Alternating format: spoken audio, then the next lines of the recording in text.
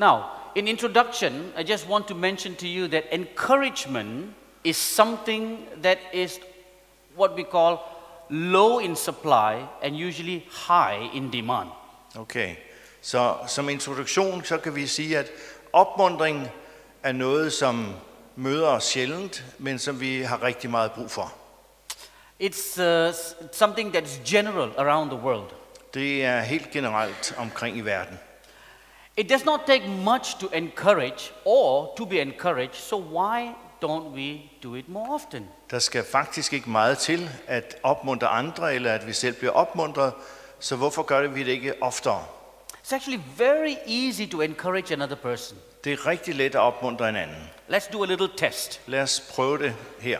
Let's start off by just turn to somebody next to you and just give them a smile. Hvis du vender dig til en ved siden af dig og smiler til dem. That was easy. Det var da let. Okay, let's try something a little bit more difficult. Nu prøver vi en øvelse, der er lidt vanskeligere. Try now to turn to the person next to you and give them a handshake. Prøv med et håndtryk. That was encouraging. Det var opmuntrende. Let's do something that is closer to the 20th century. Lad os gøre noget, der er tættere på det 20. århundrede. Try to turn to the person next to you and give them a high five. Så prøv at give dem en high five.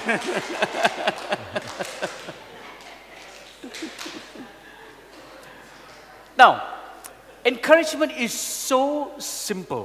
Det er altså ganske enkelt og let. A smile, Et smil, a high five, en high five, a tap on the back.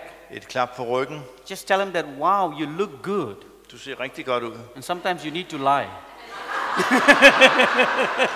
Og det gør ikke noget at overdrive det lidt. But that's okay, it's just a white lie. And you know, you make somebody encourage is very, very important. Det er rigtig vigtigt, at vi opmuntrer hinanden. And as we will see in the Bible, God actually is constantly encouraging us. Og som vi vil opdage, når vi læser Bibelens ord, så er det faktisk sådan, at Gud hele tiden opmuntrer os.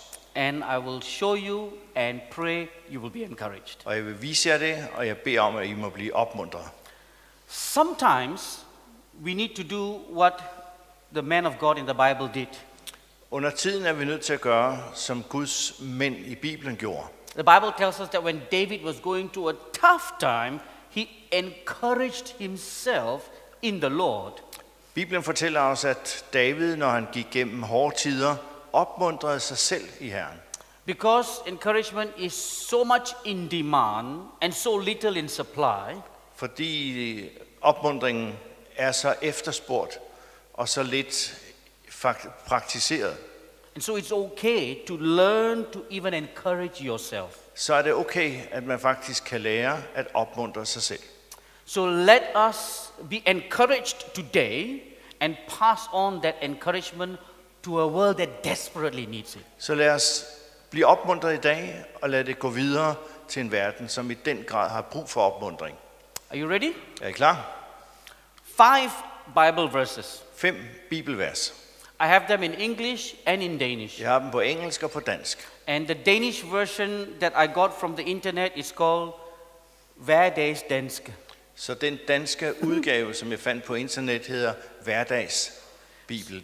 And maybe you are used to another Bible, Måske er du vant til en anden bibel, but I hope that it's okay for you for today. men jeg håber, det er okay bare for i dag. If something goes wrong, blame it on the internet. Så hvis noget går galt, så er det computerens skyld.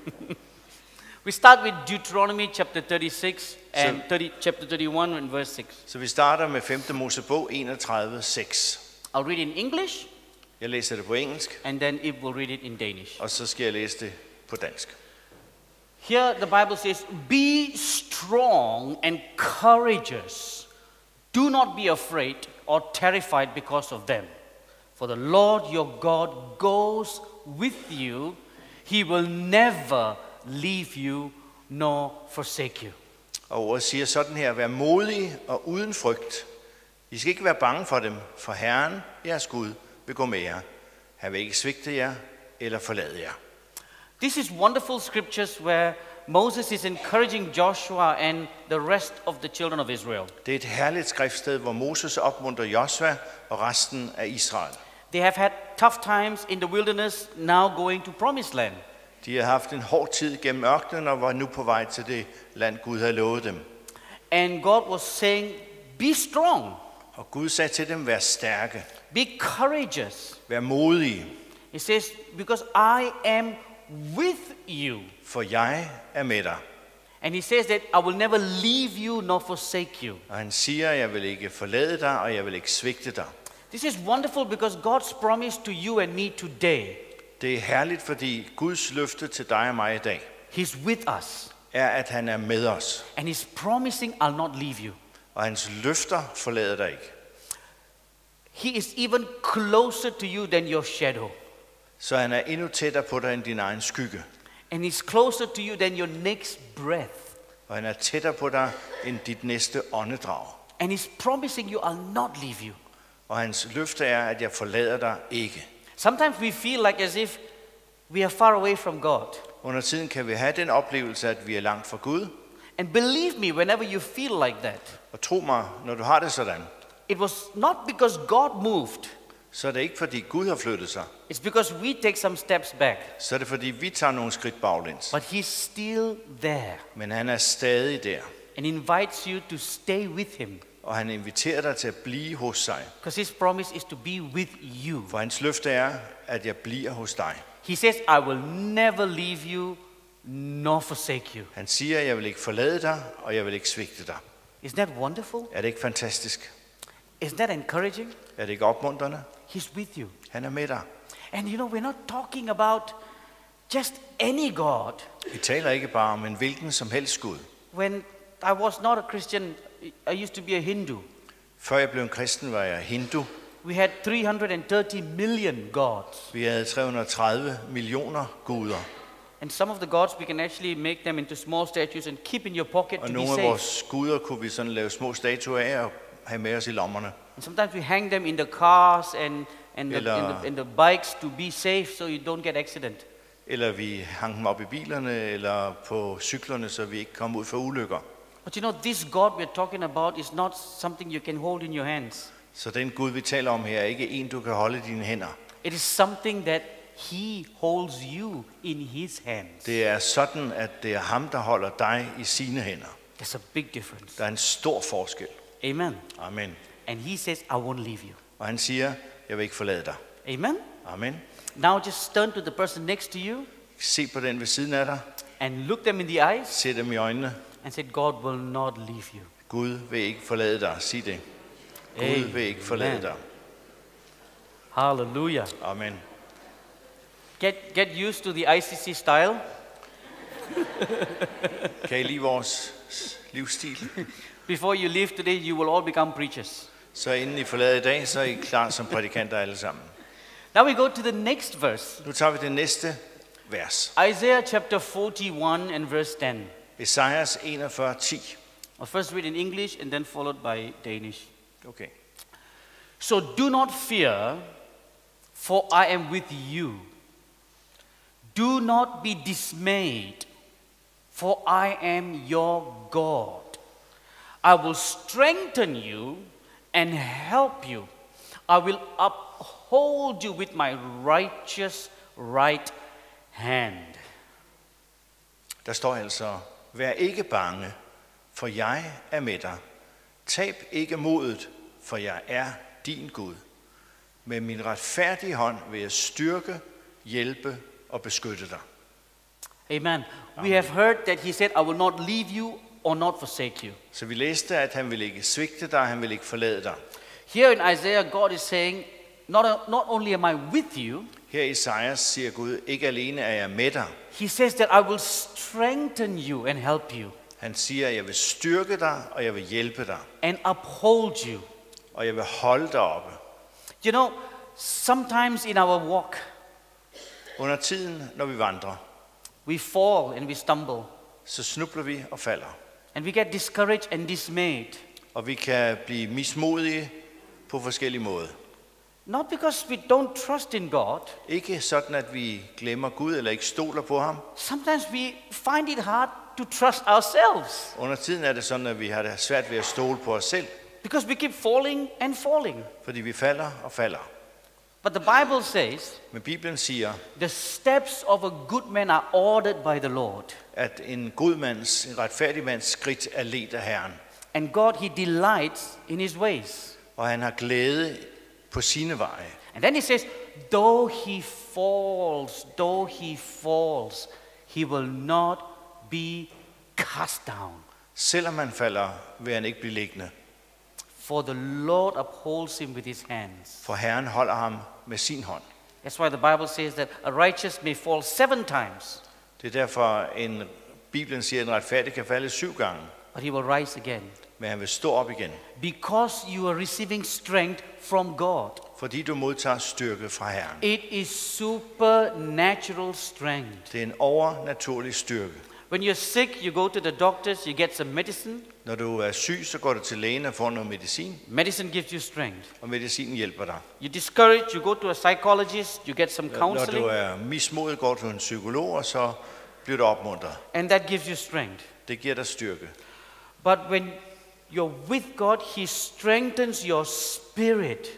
Men når du er sammen med Gud, så styrker han din ånd. And that strong spirit will sustain you to times when you feel you are dismayed. Og den styrke i ånden vil holde dig oppe i tider, hvor du føler, at modet svigter. And the Bible says the joy of the Lord is your strength. Bibelen siger, at glæden i Herren er vores styrke. That's why Christians should be the most happiest people in the world. Derfor burde kristne være de lykkeligste mennesker på jorden. And you know, I mean genuine, sincere happiness. Jeg mener ægte, alvorlige, velment lykke. I don't mean that you should be walking around with a silly smile on your face all Jeg the time. mener ikke, at du skal gå omkring med et fjollet smil på læberne hele tiden. Yeah, you walk around like that, then of course they might put you in the hospital very quickly. Det kunne være, at nogen låste dig inde meget hurtigt. But I mean, there's problems, there is trouble, Men der er udfordringer og bekymringer. but you have a confident joy I'm going to go through.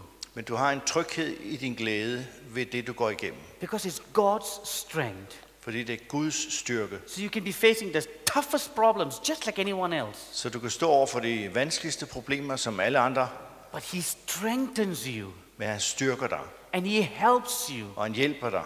The word Holy Spirit in the Greek, På græsk betyder ordet Helligånd. it means parakletos, Det betyder det græske ord parakletos, which literally means som bogstaveligt betyder one who comes along and helps to carry. en, der går ved siden af dig og hjælper dig med at bære. So I can of course carry this pulpit by myself. Jeg kan nok bære den her alene, But it's so nice when somebody comes on the other side and we pick it together. men det er rigtig dejligt, når en anden er med og løfter. That's the Holy Spirit. Det er Helligånden. He will not leave you. Han vil ikke forlade dig. He will not forsake you. Han vil ikke svigte dig. He will help you. Han vil hjælpe dig. That's the promise from God. Det er Guds løfte. Is that encouraging? Er det ikke opmuntrende? So turn to the person next to you and say, the joy of the Lord is your strength. Se på manden ved siden af dig, eller damen ved siden af dig, og sige, glæden i Herren er din styrke. Amen. Amen. Hallelujah. Amen. So now we go on to the third verse. Nu kommer det 3. vers. Zephaniah chapter 3 and verse 17. Sefanias kapitel 3, vers 17. In English it says, the Lord your God is with you, the mighty warrior who saves. Hallelujah. He will take great delight in you, in His love, and he will no longer rebuke you, but will rejoice over you with singing. Der Hallelujah. står, Herren jeres Gud bor midt i blandt jer. Han er jeres mægtige frelser. Han elsker jer og glæder sig over jer. Han fornyer jer med sin kærlighed. Han synger af glæde over jer, som på højtidsdage. Hallelujah. He will not leave you and forsake you. Han vil ikke svigte dig, ikke forlade dig. He strengthens you. Han styrker dig. Now it says he fights for you. Nu står der her, at han kæmper for dig. The battle belongs to the Lord. Kampen tilhører Herren. So don't worry about the troubles you go through. Så du skal ikke være bekymret for de vanskeligheder, du går igennem. You have a God who fights your case. Du har en Gud, som kæmper for dig. An advocate called Jesus, En advokat, som hedder Jesus, who stands before God and argues your case. som står foran Gud og fortæller om dig og din sag. And when he wins your case, he rejoices over you with singing. Og når det er, at du vinder, så fryder han sig over dig med glæde og med sang. Earlier on, you were singing. It was so beautiful, Samuela, when everybody was singing. Det var rigtig dejligt, da I sang her for lidt siden. You were singing to him. I sang til Herren. But he says, I am singing over you. Men nu står der, at han synger af glæde over os. You might be wondering, how does God sing over us? Så kan det være, du tænker, hvordan kan det gå til, at Gud synger over os? Come on. Once nu, upon ja. a time, you were a baby. På et vist tidspunkt, så var du en baby. Your mom and your dad had you in your arms. Din mor og far havde dig i deres arme, And they were rocking you. og de sådan bevægede dig. And they were singing songs over Og you. de sang sange for dig. Can you remember? Skal du huske det? Maybe you forgot. Måske har du glemt det. I'll tell you a story. Lad mig fortælle dig en historie. Now that my son is 17 years old, I can tell this story. Min søn er 17 år gammel. When he was first born, Da han var nyfødt, Lillian and me, we have to take turns to put him to sleep. så måtte Lilian, min hustru og jeg, skiftes om at få ham til at falde i søvn. And normally it's in the night when I'm watching TV. Og ofte var det om aftenen, hvor jeg måske så tv. So when it's my turn to put him to sleep, I'm like, I have to switch off the TV now and go to the room. Så når det var min tur til at lægge ham, så måtte jeg jo So I asked Lillian how, lidt i irritation slukke for fjernsynet, og så måtte jeg gå og lægge ham. and I asked Lillian, how do you put him to sleep? Så jeg spurgte Lilian og sagde, hvordan skal jeg gøre det? She said, oh, you just carry him and you rock him very gently. Du tager ham bare i armene, og så bevæger du ham frem og tilbage. And whenever Lillian puts him to sleep, it takes 15-20 minutes. Og da Lilian lagde ham til ro, så tog det en 10-15 minutter. But when it was my turn, it only took 5 minutes. Men når det var min tur, så tog det kun 5 minutter. Because I found a secret. Fordi jeg fandt hemmeligheden. I realized that when I was shaking him slowly, Jeg fandt ud af, at når jeg bevægede ham langsomt, he was just looking at me very nicely. så han lige så fornøjet på mig. But I realized if I go faster, Men hvis jeg, and his head was moving like this and he was sleeping almost immediately. det behøver vist ingen oversættelse. So every time I have to put him to sleep, Så hver gang jeg skulle putte ham, no songs, ingen sange, close the door, luk døren. Og så cocktailshakeren i gang. and you know, when he was very young, he loved Tivoli because he never felt anything. Da han var yngre, så elskede han rutsjebanen i Tivoli, for han følte ingenting. And now he looks normal, so I think there's no brain damage. Så han ser helt normal ud, så jeg tror ikke, der hjernen har taget skade. But our God sings over us. Så vores Gud synger over os. He actually rejoices over us. Han fryder sig over dig og mig. So every time you sing to him, think about it, he's singing over you. Så hver gang du synger til Herren, He så will- tænk på, at han sender en sang over dit liv. Yeah, he will never leave you, he will never forsake you. Han vil aldrig slippe dig og aldrig He forlade dig. strengthens you. Han styrker He dig. fights for you. Han kæmper for dig. He sings over Han you. synger over dig. My goodness, this is a wonderful God. Det er en fantastisk Gud. Amen. Amen. Turn to the next person next to you and sing, Hallelujah. I kan jo prøve det med naboen der, hvis I har en god stemme. Og ellers, Hallelujah. Okay, we are moving to the second last scripture. okay. Vi kommer til næstsidste skriftsted. This one is in 1 Corinthians chapter 10 and verse 13. Det er altså fra 1. Korinther 10:13. No temptation has overtaken you except what is common to mankind. And God is faithful. He will not let you be tempted beyond what you can bear. But when you are tempted, He will also provide a way out so that you can endure under it. Og på dansk lyder det, de fristelser, I har mødt, er ikke værre end dem folk ellers bliver stillet overfor. Og Gud er altid parat til at hjælpe jer. Han vil ikke tillade, at I fristes over evne. Når fristelsen kommer, vil han skabe en vej ud af situationen, så I ikke bukker under. When I was a young Christian, this is one of the verses I first memorized. Som ung kristen var det her et af de første skriftsteder, jeg lærte udenad. There were so many temptations in life. Der var så mange fristelser i livet. I kept feeling that I was battling.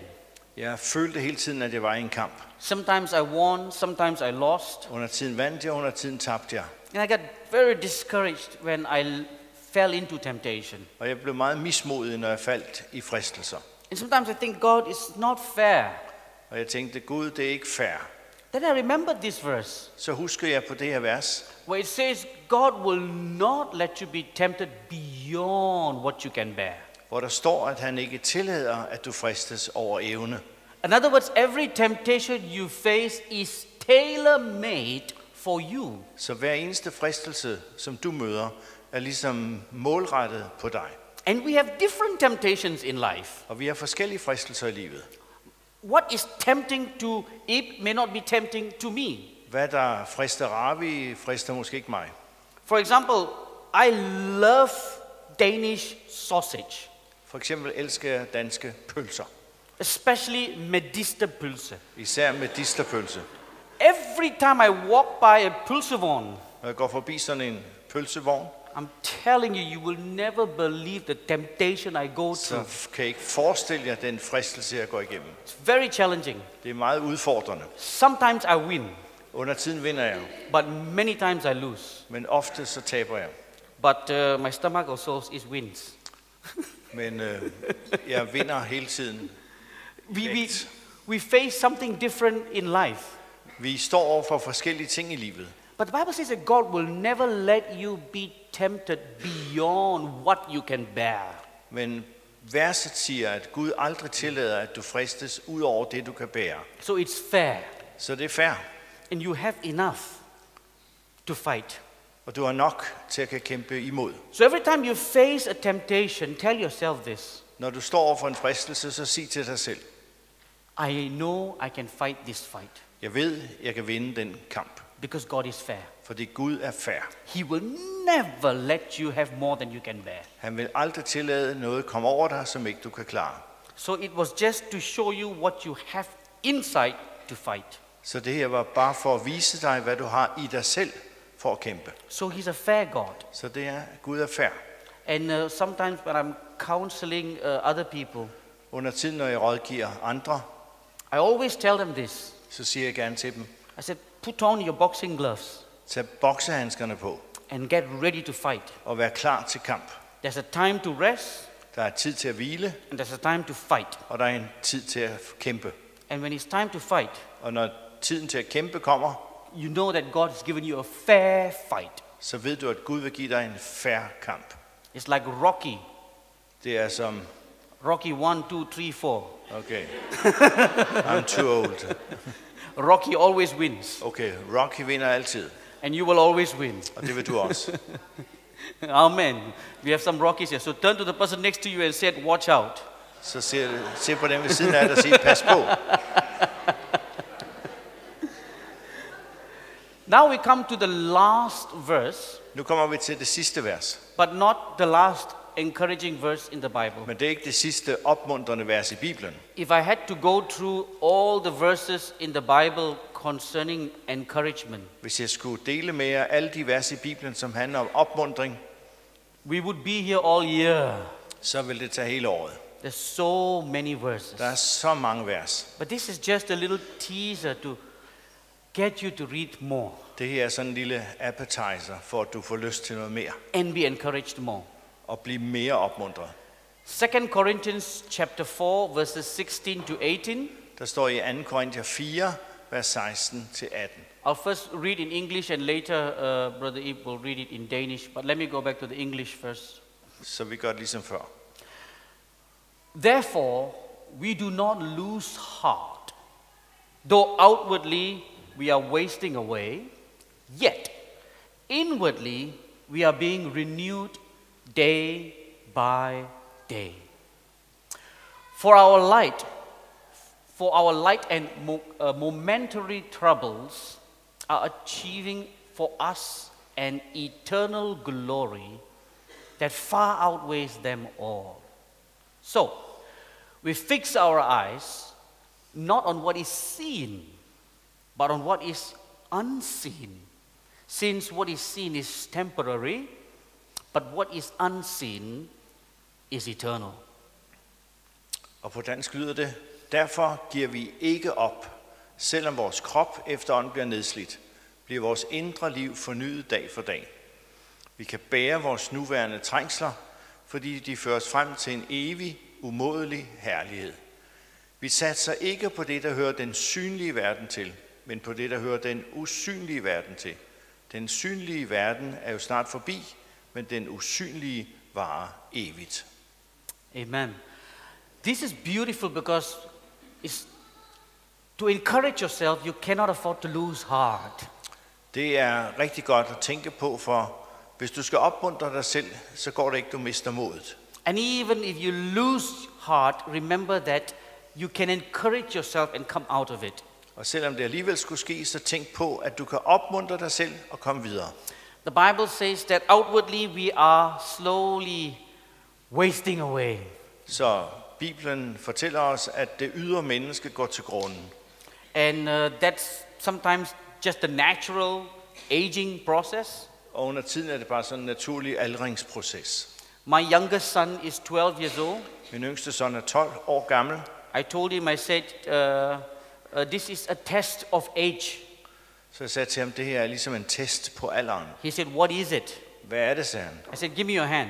Lad mig få din hånd. So he stretched out his hand like this. Så han strakte I hånden ud told him, sådan I said, her. I'm going to pinch you and let go. You see how quickly it goes back. Så jeg tager lige fat i overhuden og slipper den igen, og så ser du, hvor hurtigt den So kommer I pinched tilbage. and let go. It went almost instant. Så den forsvandt øjeblikkeligt, hvor den skulle være. I told him, I said, now you try on me. Prøv så på mig. Then I pinched myself. Og så nævner jeg mig selv lidt. It took a little bit time, slower. Okay, don't try me.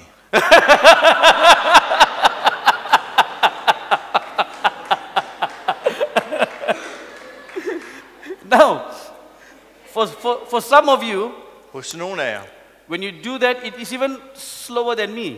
kan det være, at det går langsommere end for mig. Maybe for some of you, you do it and the mountain stays there for 2 days. Nogle af jer gør det, og det bliver stående et par dage.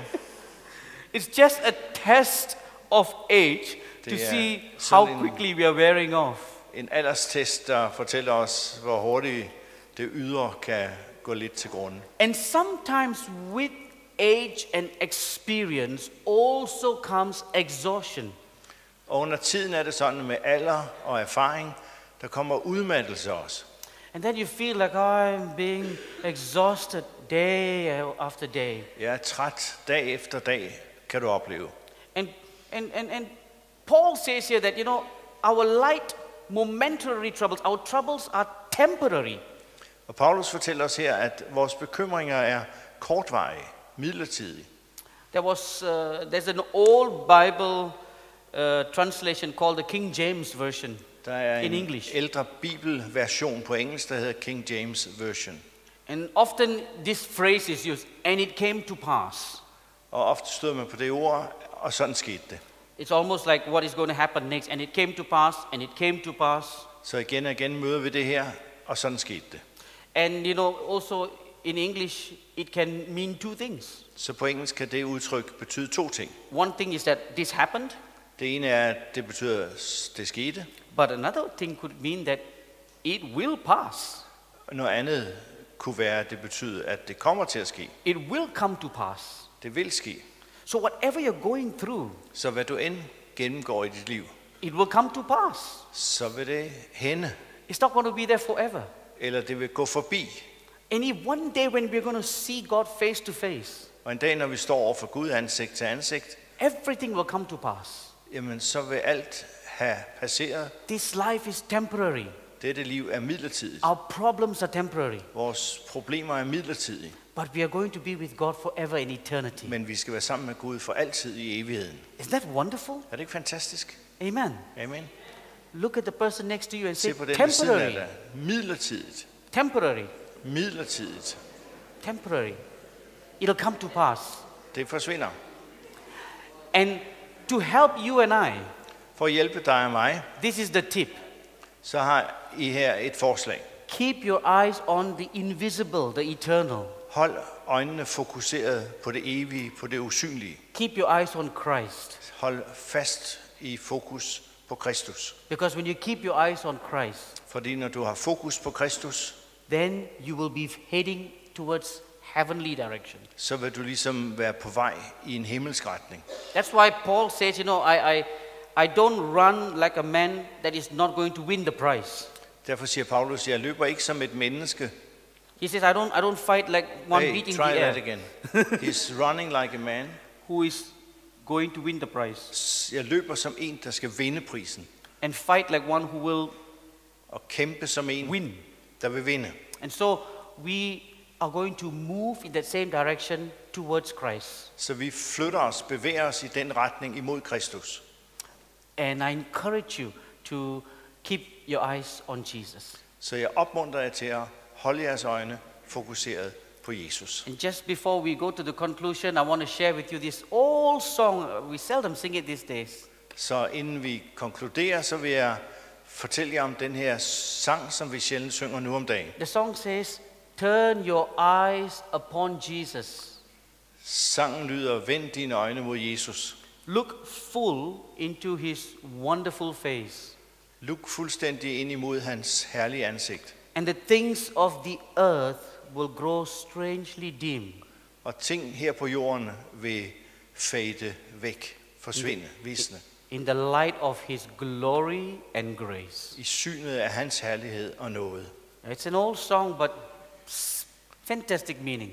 Det er en gammel sang med en dyb betydning. So whenever you see problems, Når du ser problemer, see Jesus behind, in front, around it. så se Jesus foran, bagved, ved siden og rundt om det. Amen. Amen. Can you say amen? Kan I sige amen? Yes. Now we conclude. Nu konkluderer vi. Be encouraged that God loves you, is with you, and will see you through. Altså vær opmuntret ved at vide, at Gud elsker dig, han er med dig, og han vil hjælpe dig igennem. Whatever you're going through. Uanset hvad du går igennem. Amen. Amen. His plan for you is to prosper you and to give you a hope and a future. Hans plan for dig er fremtid og håb. You are the apple of his eyes and inscribed in the palms of his hands. Du er hans øjeæbler. Hedder det på dansk? Øjesten, ja. Du er hans Okay. øjesten, Okay, I heard og du er skrevet i hans håndflader. Okay. Sorrow may last for a night, but joy comes in the morning. Sorgen kan vare natten over, men om morgenen så kommer glæden. So I want to encourage you this morning. Så jeg vil gerne opmuntre jer her til formiddag, I want to ask you to lift your spirits up. og opfordre jer til at løfte jeres ånd. Doesn't matter what you're going through. Det er lige meget, hvad du går igennem. Be encouraged. Vær opmuntret. God is with you. Gud er med dig. The King of Kings and the Son of God Kongernes konge og Guds søn is with you. er med dig. You're not alone. Du er ikke alene. You might feel alone. Det kan være, du føler dig alene. You might be going to bed with tears in your eyes. Det kan være, du går med tårer i øjnene. You might be walking around looking happy but all shaking inside. Og det kan være, du bare går rundt og ser glad ud, men indeni så ryster du. I want to assure you God is with Jeg you. vil gerne forsikre dig om, at Gud er med dig. The King of Kings and the Lord of Lords. Kongernes konge og herrenes herre. He is with you. Han er med dig. He's not left you. Han har ikke forladt And dig. he won't let you go through this for long. Og han vil ikke lade dig gå igennem, hvad du går igennem And he ret knows, længe. he knows you can handle this. Han ved, du kan handle det, Whatever you're going through, uanset hvad det er. he's with you. Han er med dig. Isn't that wonderful? Er det ikke herligt? Isn't that fantastic? Er det ikke utroligt?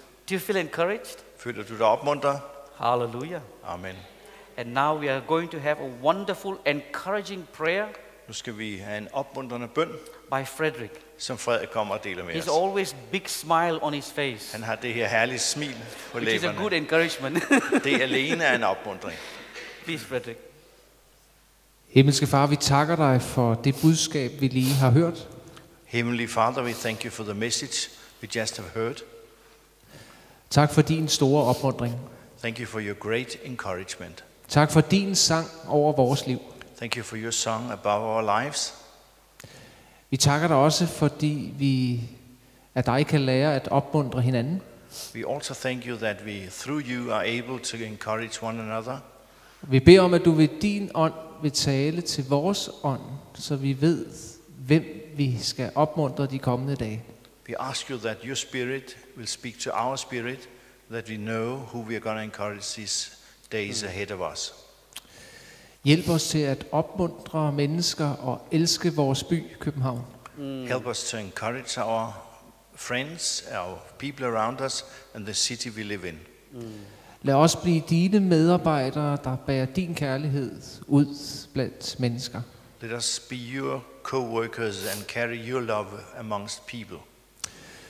Forbarm dig, Herre, tilgiv os, når vi svigter og falder i fristelse. Show your mercy upon us and forgive us when we are falling in temptations. Vi inviterer dig ind i vores daglige kamp. We invite you to be a part of our daily fight. Kæmp den med os, Gud, så vi kan blive på himmelvejen og nå frem til målet. Fight with us that we will stay on the way to heaven and reach the goal. Og være sammen med dig i al evighed. And be with you for eternity. Vi beder om din opmuntring og din helbredelse over vores syge. We ask for your encouragement and your healing upon our sick. Og vi beder for alle børn, både fødte og ufødte. Pray for all children, born and unborn. Vi beder for Syriens og Ukraines børn, at du vil beskytte dem. We ask you for the children of Syria and Ukraine, that you will protect them. Vi beder også for ægteskabet og for familien. We ask for our marriages and the families, For venskaber og menighedsliv. for friendship and church life. Lad alle vores relationer være vidnesbyrd om din kærlighed. Let all our relationships carry testimony about your love. Lad os vide, at vi er sendt af dig. Brug os, Gud. Let's recognize that we are sent by you and please use us. Tak for fællesskab i dag mellem ICC og Fredens Nazaret menighed. Thank you, Father, for the fellowship amongst us from ICC and Fredens Nazareth churches. Hjælp os til at opmuntre hinanden i liv og vækst. Help us to encourage one another to grow in stature. Herre, vi elsker dig. Lord, we love you. Amen. Amen. Amen. Thank you, Frederick. Thank you. It's a journey that we take together. It's soul food from the heart. In God, we're united in our differences. It's a place of getting in touch with God, others, and your destiny. Come and visit ICC, the international Christian community, a church where great things come together.